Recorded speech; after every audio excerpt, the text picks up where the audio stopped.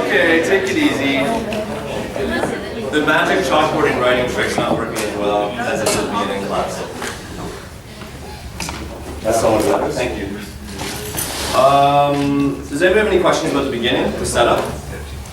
Because we're getting into the meat right now. Okay. So yeah, generally speaking, our base case is promising by virtue of the fact that an empty set is in every possible optimal set, and the future is bright because we have every element in our set of future edges to be considered. Yeah. Our inductive hypothesis is that if we add an element moving from ti to ti plus 1, or if we consider another edge, so moving through these indexes, if we go to I plus 1, that our set is still promising. So it's essentially the same argument we made previously, and it's the same argument we'll make in the future with other proofs. Yeah.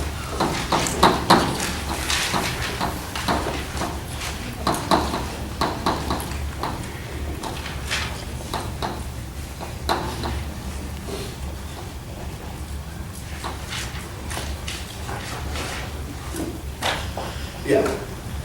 It's promising for both TI and TI plus 1, but I think you guys understand.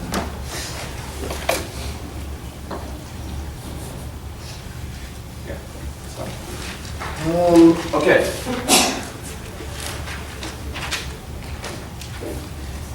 So I think we can fit case 1 on here, which is pretty simple. So as our algorithm, Truskell's algorithm, takes a step into, and it's considering a new edge, EI. So we're considering a new edge.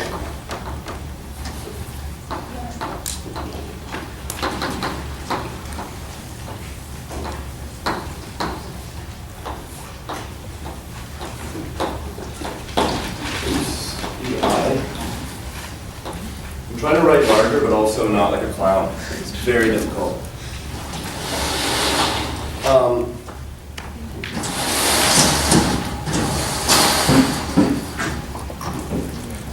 We have a few cases. So case 1.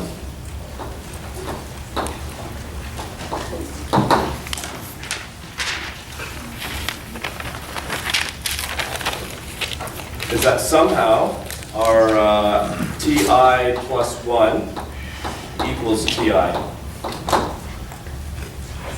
So we've gotten here from our inductive hypothesis, which means that ostensibly TI is promising, so that's our sort of loop invariant. We know that coming from the previous step.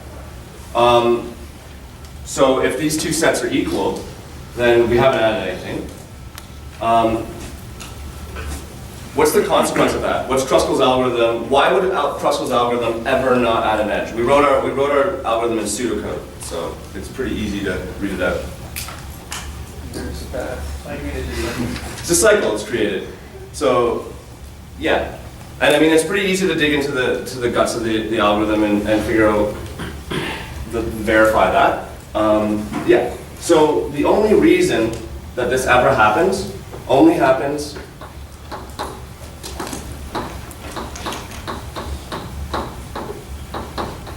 if we'll say that we're considering edge I plus 1. Sorry guys, to go backwards. If if EI plus 1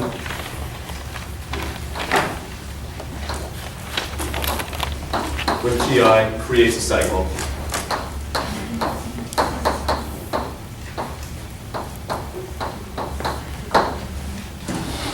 So, what do we know about MSTs that create a cycle, that have a cycle? Yeah, so it's not an MST. Perfect.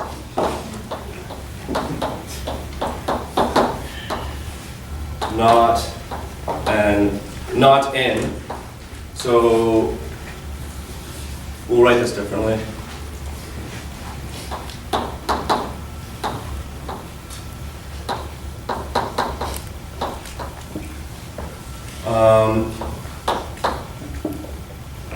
Not in any T star, which is a subset of the MSTs. It's just not there. So that's that. That's the easy case, the easiest one.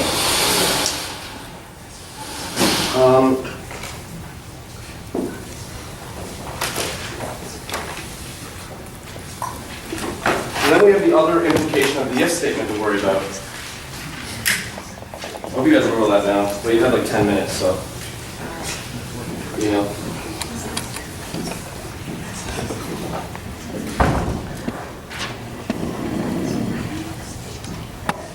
So broadly speaking, this is the first consequence of our if statement. So we're going to consider the exact same if statement, the other side for case 2. So case 2.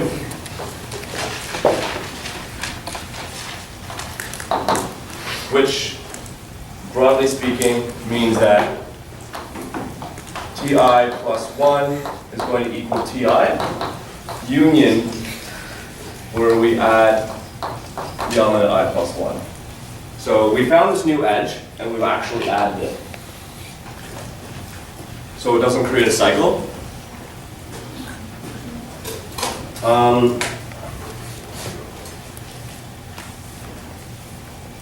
So there's two subcases we're going to talk about.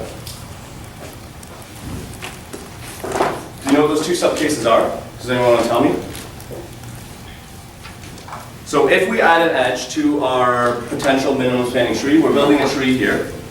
What are the two subcases we might want to worry about when we add that edge and there's no cycle?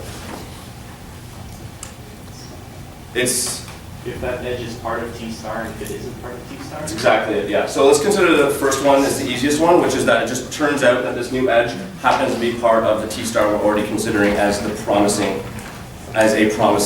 T star that we're worrying about. So 2.1.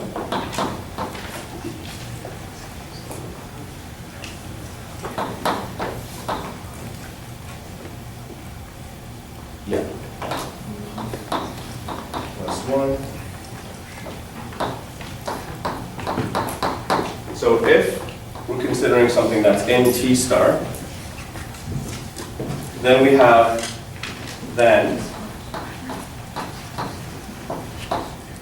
the situation where we have Ti union plus 1, so we'll put that in nice big square brackets, is a subset of T star, which turns out that in turn implies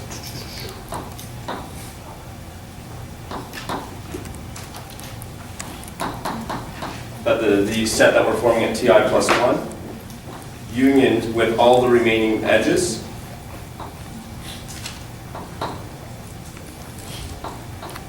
plus 2, or actually,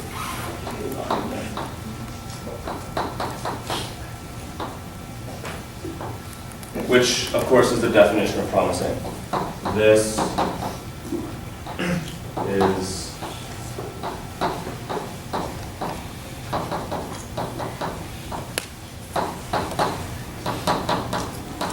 so that's the definition of promising for Ti plus 1.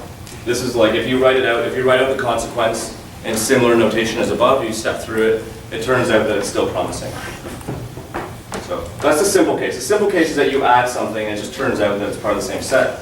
If we want to write it in English, because I know English is nice. the edge we add builds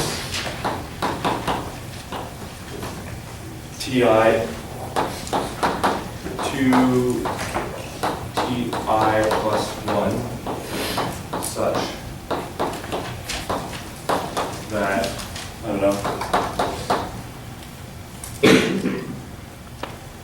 I did this promising.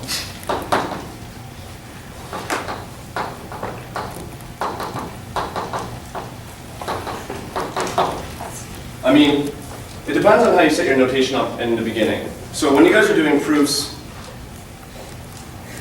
in the beginning of the problem, I use this notation to define promising. So when I want to show that something we're considering is still promising, I'm going to use the same notation to do that. If you use softer language, if you say, you know, because this edge is greater than this edge, or the weight of this is less than this, or whatever, and you use natural language, use the exact same language in the cases when you go to prove something, and then show whether there's a contradiction or not using that same natural language. And that's just a general rule, is to keep your language consistent. I want to leave the algorithm up just in case you want to talk about it. Does anybody need this anymore? I think it should be probably written down right now.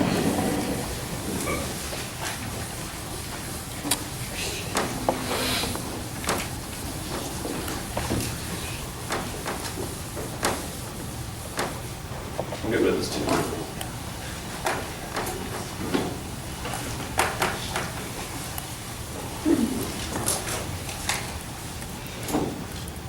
Okay. So the kind of complicated subcase is next. It's a little big, but this is the case, broadly speaking, where we have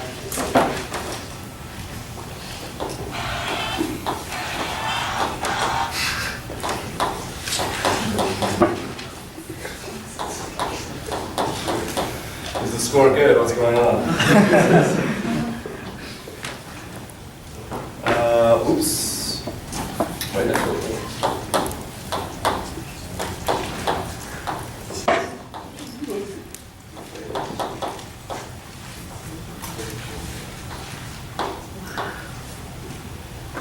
And we also have, it turns out that, I kind of want to write up here.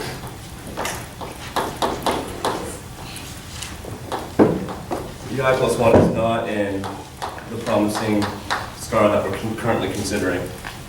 So we have a problem. And the problem's similar to when we're building our activity scheduling problem.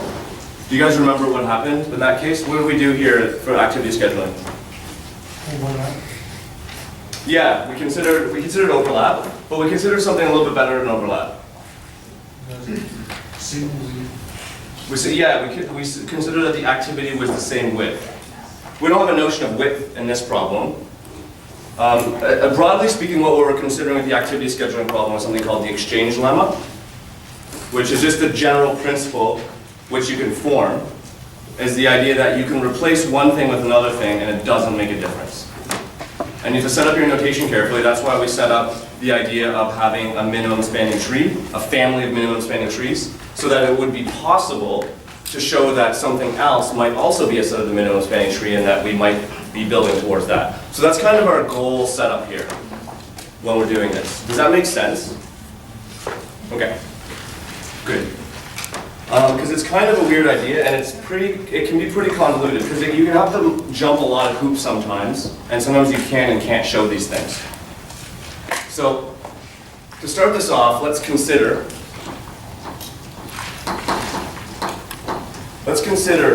the UV that was added. So let's consider that actual UV pair, which is set by I plus 1. That was added.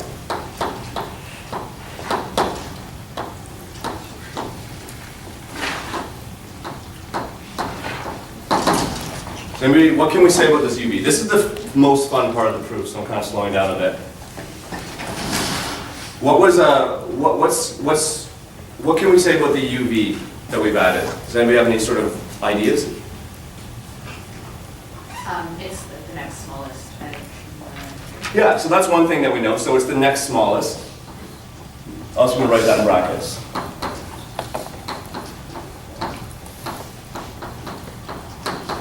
What's something else that we know? If the algorithm added it, according to our case number 1, what isn't it?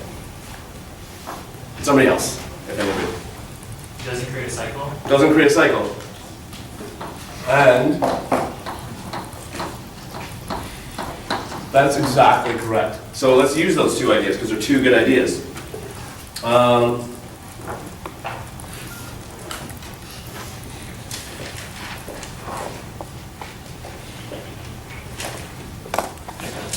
So this is where things get a bit clunky because we have a lot of edges floating around. I'm just going to create a dotted line. I'm going to do some crazy things. So we know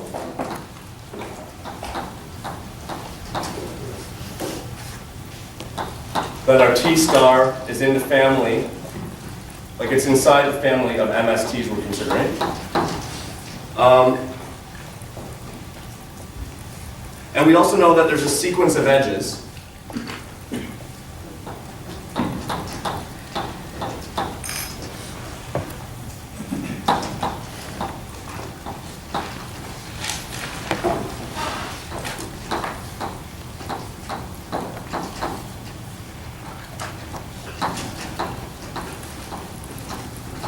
And we'll say that this sequence of edges we'll just call X.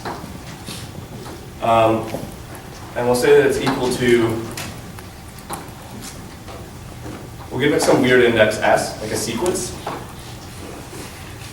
where all these edges S are in T star. So we've just made up this X. We're going to use that S, X, and we're saying that this X is just all the edges in T star. So we have some hypothetical T star, right? And we have its edges here. We're going to hold them there, and we're going to talk about them a little bit. This is going somewhere. So we can also consider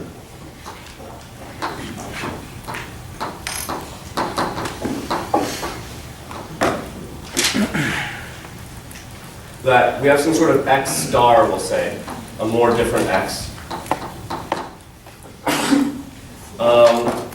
Which is equal to X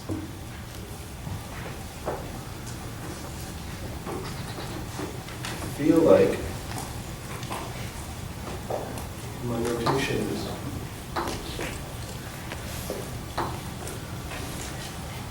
hold on. Give me 1 second. I wrote very small on my paper, as I sometimes do on the board, and I've messed myself up.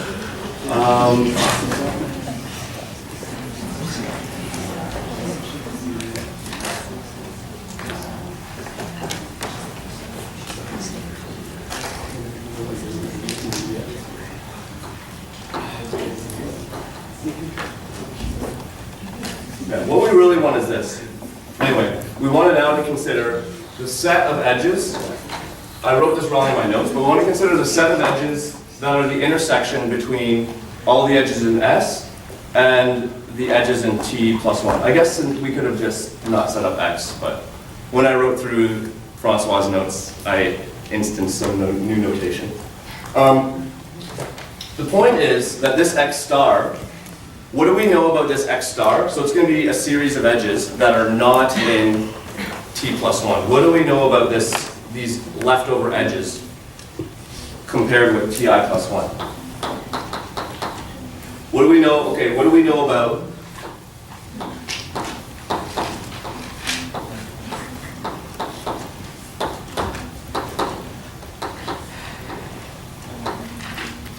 union this X star, let's say?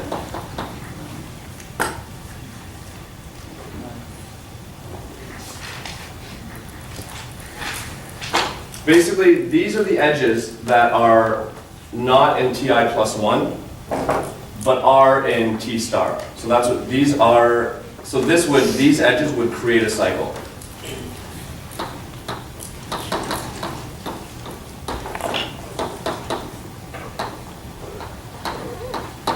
What else do we know about these edges?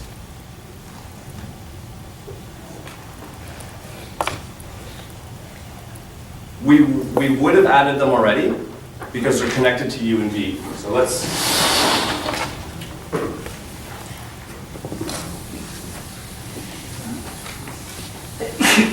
so let's unpack this a little bit. Let's unpack. So let's say that, I'm going to sort of drift from the notes and we're just going to freewheel it for a little while so I can try to make this more clear. So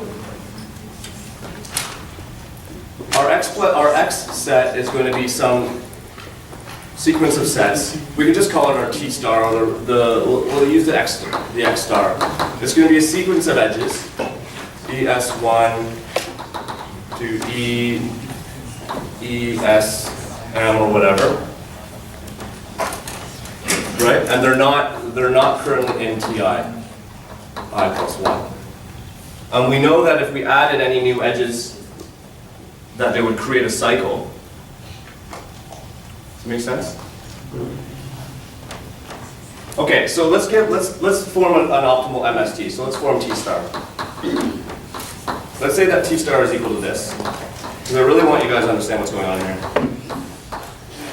So this is T star, and say that the edge weights are 2. Say there are 2, 3, 3, 3, and then there also turns out to be another 2 here, right? So let's say that in the forming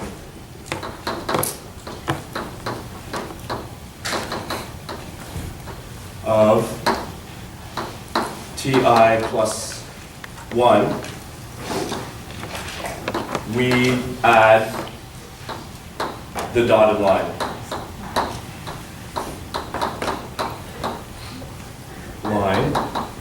We'll call it B, instead of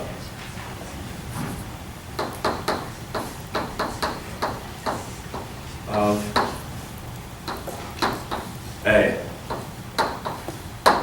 In this case, our X star would equal A, right? You see what's going on here? So what would happen if we take Ti plus 1 and we add in A? What would result at the end after we build our tree?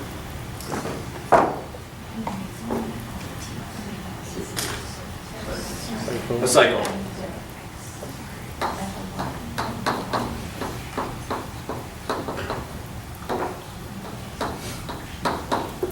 Okay?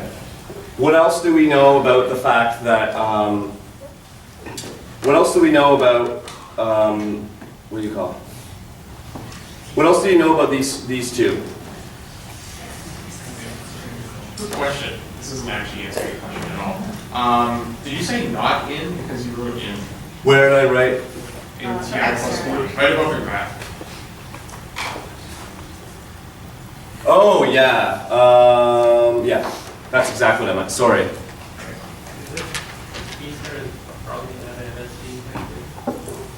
Where did I write? Sorry, what are you saying? The D star you have drawn, would it not be an MST? T star is an MST. This dotted line is not in T star. And then let's take a TI. Let's take a candidate TI plus 1, and say that it's equal to this graph. Would it just be better to just add A, B, and then have the 2, 3? So this is TI plus 1. So the question is, and this is B, and this is A. Do you see the conundrum? What I'm saying is like if you don't connect those two at the top and just connect the rest, that would be Exactly. So that's the point. And what do we know about? If we decide, if we say we go for it, we say, well, forget edge A, forget about it, forget about T star. I don't care about T star. I'm going to worry about adding B in instead. Because we already have it. What do we know about B because of our sorting? It's smaller or equal than A. So that's the general idea. If the no, if the like, if you kind of don't get the rest, or the notation's weird or whatever, the general principle is that we know that at this point, we're selecting another edge over an optimal edge. But we also know that because by virtue of the sorting, that the new edge we're adding is going to be smaller or equal to the previous edge we would have added, therefore we're still forming an MST. And that's the crux of the proof. Does that make sense? It's better now, right? So let's just sew this together into some sort of weird narrative. So we're going to continue down here from there. We kind of drifted away, but we're going to sort of pick up the thread here. Question. Also, the first X set I made was completely unnecessary. You could have just said T star. No, I think what the other guy was trying to ask about was like the assumption, because we're assuming the proof that P star is part of an MST, right? The example you drew, if you're given those vertices, it's not optimal. What do you mean? D star, because Well, you have to span all the nodes, right? So you have to you either have to have this one or this edge.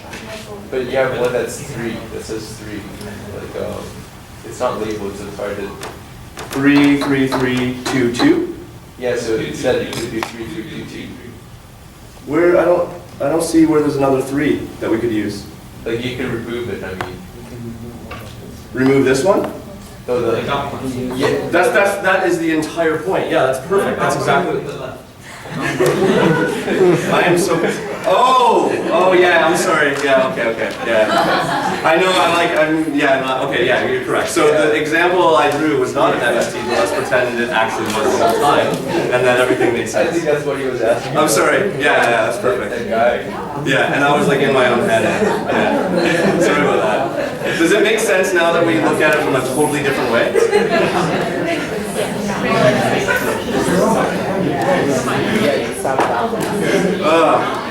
Worst professor ever, right?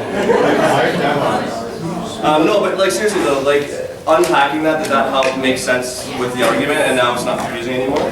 And now we can just kind of work through the boring other stuff? Yeah, this part's a little dicey to explain.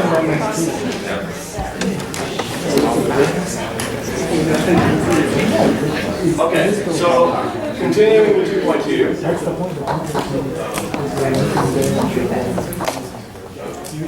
So this new edge, so EI plus 1 would not be added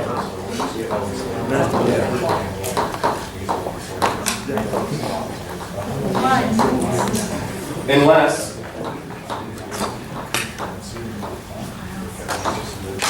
WEI plus 1 is less than all, let's say the minimum of ES in X star. All that X star stuff was just so we could say that. It's just that's all it is. The idea is that we added this new node, we added this new edge, and we know that if we added any node from X star, it would create a cycle in the eventual MST we're building. And we also know that we wouldn't have been able to add EI plus 1 unless its weight was actually less, because that's what Kruskal's algorithm does. So it turns out that it's actually a pretty reasonable weight to add, and it turns out that because of those two properties, because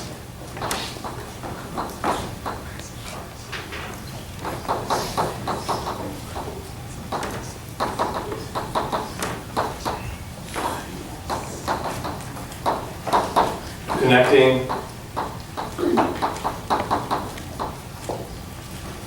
these hypothetical vertices U and V,